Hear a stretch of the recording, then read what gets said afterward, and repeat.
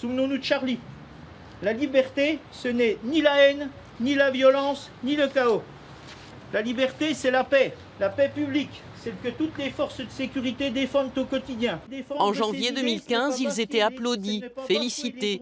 Depuis plus de 2 mois et le début des manifestations contre la loi travail, les policiers doivent faire face à des réactions hostiles que beaucoup dans leur rang n'avaient jamais connues et qu'ils ne comprennent pas. Ce qu'on ne comprend pas, c'est l'acharnement de certains syndicats et l'acharnement de certaines personnes à vouloir d'une part nous mettre au banc des accusés, nous faire passer pour ce que nous ne sommes pas des tueurs, puisque c'était clair quand même dans certaines affiches.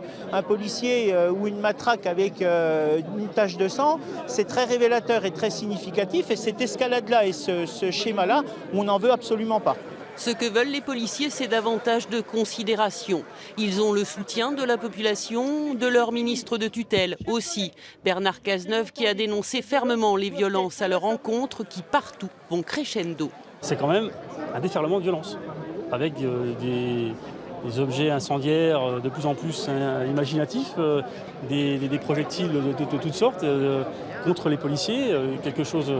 Voilà, c'est un phénomène qui prend de l'ampleur chaque jour et à un moment donné, il faut dire stop.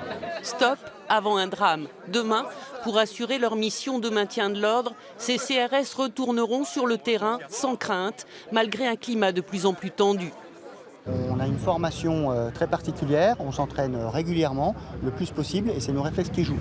On est extrêmement attentif à tout ce qui peut arriver et on essaye de faire le boulot du mieux possible. Avec les moyens et les effectifs dont ils disposent. C'est l'autre inquiétude de la profession, même si le sujet n'était pas à l'ordre du jour de ces rassemblements.